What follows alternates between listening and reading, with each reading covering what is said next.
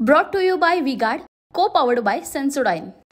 एकनाथ शिंदे यांनी मुख्यमंत्री पदाची धुरा सांभाळल्यानंतर मुंबईतले जे रस्ते आहेत ते सिमेंट कॉन्क्रीटचे होतील अशी घोषणा जी आहे ती केली होती आणि त्यानंतर अनेक वाद विवाद जे आहे ते समोर आले होते। भाजपच्या माजी नगरसेवक मकरंद नार्वेकर आपल्या सोबत आहेत, त्यांनी सुद्धा अनेक मुद्दे जे आहेत ते उपस्थित केले होते। सर, तुम्ही सुद्धा या सिमेंट कॉन्क्रीटच्या बाबत मुद्दा जो आहे तो अनेक वेळा उपस्थित केले होते। आता तुम्ही म्हणताय की मुंबईतले रस्ते 15% झालेले आहेत, नेमका कसा दावा कशावरून करताय?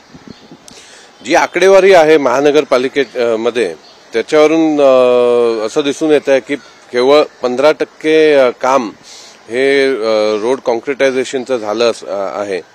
माझी रिक्वेस्ट महानगरपालिकेला हीच राहील की मुंबईकरांसाठी रस्त्याचा विषय अतिशय सेन्सिटिव्ह विषय असून दरवर्षी आतापर्यंत बघितलं तर वारंवार रस्ते खोदले जातात किंवा डांबराचे रस्ते असल्यामुळे ते लोकांना जो त्रास होता त्याच्यावर कुठेतरी मात आणण्यासाठी माननीय मुख्यमंत्र्यांनी ही संकल्पना केली की हे सगळे रस्ते मुंबईचे कॉन्क्रिटाइज झाले पाहिजेत। अतिशय चांगली संकल्पना आहे आणि एक चांगला प्रोजेक्ट आहे।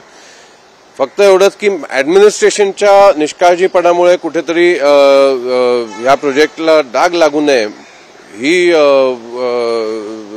हे महत्वाचं आहे। म्हणून मी समजतो की कॉन्ट्रॅक्टर्स जे आहेत त्यांच्याकडून व्यवस्थित काम करून घेणं अत्यंत गरजेचं आहे। देखिए, उनका काम है अफवाह से गर्मी बढ़ाना और हमारा काम है माहौल को ठंडा रखना। हमारा नेता कैसा हो जो माहौल को रखे ठंडा वैसा हो। अब की बात वी-गार्ड एयर कूलर का चमत्कार। कुठेतरी मुख्यमंत्र्यांनी ही योजना जी आहे ती जाहीर केली होती। 6000 किलोमीटरचे रस्ते होणार आहेत, त्यांनी योजना जाहीर केल्यानंतर सुद्धा हे काम पूर्ण नाही झाले। मी समजतो की ऍडमिनिस्ट्रेशननी महानगरपालिकेच्या ह्याचं गांभीर्य समजून घेतलं पाहिजे आणि कॉन्ट्रॅक्टर्स जे आहेत त्यांच्याकडून व्यवस्थित काम करून घेतलं पाहिजे, जेणेकरून मुंबईकरांना त्रास होणार नाही। परत एकदा रोड कॉन्क्रिटायझेशनचा जो प्रोजेक्ट आहे तो जर तुम्ही बघितलं तर वर्ल्ड ओव्हर कॉन्क्रीटचेच रस्ते मेट्रो सिटीजमध्ये असतात। आतापर्यंत जे लोक ज्यांना रोड डांबराचे असल्यामुळे वारंवार त्यांचा डीएलपी त्यांचा कमी होता, वारंवार कॉन्ट्रॅक्ट इश्यू करण्याची संधी त्यांना होती, ती मोडून काढून ही प्रथा एक मोडण्याचा प्रयत्न माननीय मुख्यमंत्र्यांनी केला आहे। आणि मी समजतो की हे कॉन्ट्रॅक्टर्स कडून जर व्यवस्थित काम करून घेतलं तर निश्चित रूपात मुंबईकरांना याचा फायदा होईल।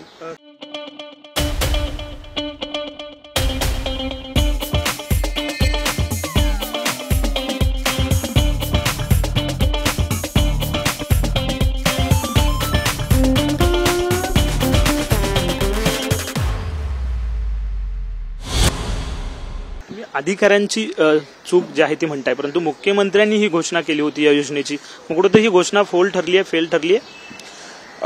माझं ठाम मत राहील की ऍडमिनिस्ट्रेशन कडून व्यवस्थित काम करून घेणं अत्यंत गरजेचं आहे। म्हणून आज जर तुम्ही बघितलं तर भारतीय जनता पार्टीचा माझ्यासारखा एक कार्यकर्ता देखील हा प्रश्न उचलतो। ह्याच्या पाठची भूमिका आणि भावना हीच आहे की जे एक चांगला प्रोजेक्ट आहे त्याला कुठेतरी एक चांगलं रूपांतर झालं पाहिजे त्या प्रोजेक्ट त्या संकल्पनेचं, आणि त्याच्यासाठी ऍडमिनिस्ट्रेशननी अत्यंत गरज आहे की माझी मागणी आहे महानगरपालिकेला की आज जे आकडेवारी त्यांच्याकडे डिपार्टमेंटमध्ये आहेत ते त्यांनी पब्लिक डोमेनमध्ये ठेवले पाहिजेत। आज जर 15% रस्ते फक्त केवळ पूर्ण झाले असले तर ही कुठेतरी चिंताजनक बाब आहे।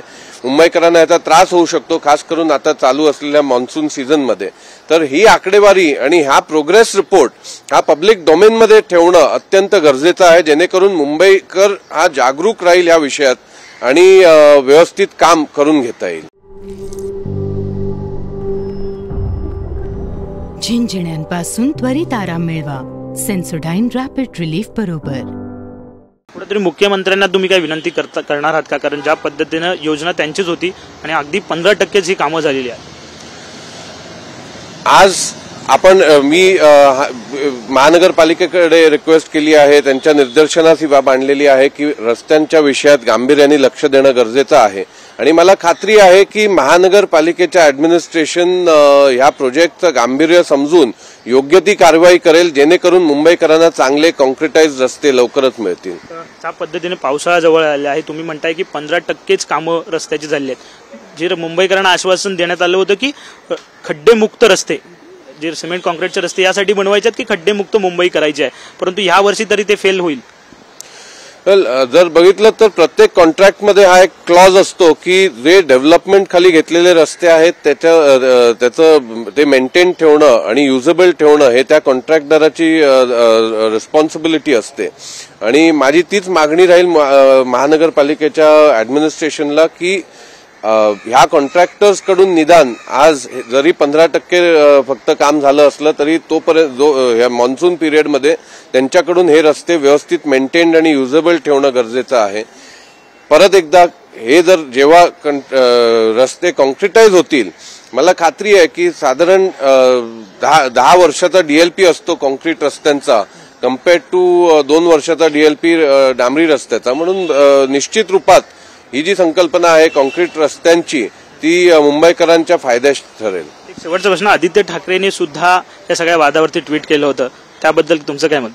आज जर तुम्ही बघितलं तर गेले अनेक वर्ष मुंबईकरांना बेकार रस्ते, खराब झालेले रस्ते, खड्डे हे सोसायला लागले आहेत.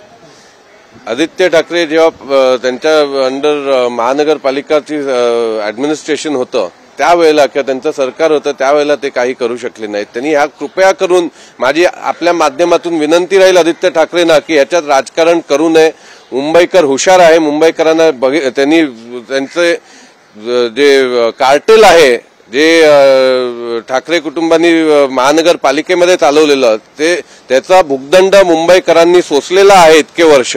म्हणून मला निश्चित खात्री आहे की एकदा हे रस्ते कॉन्क्रिटाइज झाले तर निश्चित रूपात मुंबईकरांना roads that they genuinely deserve असे रस्ते त्यांना मिळतील. धन्यवाद. साहजिकच आहे, मकरंद नार्वेकर आपल्या सोबत होते. त्यांनी एक दावा केलेला आहे की मुंबईतले जी मुख्यमंत्र्यांची योजना होती 6000 किलोमीटर रस्ते सिमेंट कॉन्क्रीट करण्याची, ती कुठेतरी या सगळ्या योजनेमध्ये 15%च रस्ते जे आहेत ते सिमेंट कॉन्क्रीटचे मुंबईत तयार झालेत. त्यामुळे यंदाच्या पावसाळ्यात सुद्धा मुंबईकरांना जे आहे ते खड्डेमुक्त मुंबई ही जी संकल्पना होती ती मिळणार नाही, हे आता उघड चित्र दिसतंय. कॅमेरामॅन रोहन सोबत विनायक डावरुंग, TVN मराठी, मुंबई.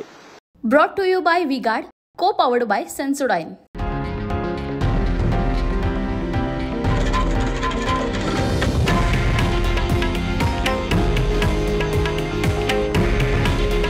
हे आहे देशातील नंबर 1 न्यूज नेटवर्क आणि आपण पाहत आहात TV9 मराठी. काळजी तुमची, हित महाराष्ट्राचं.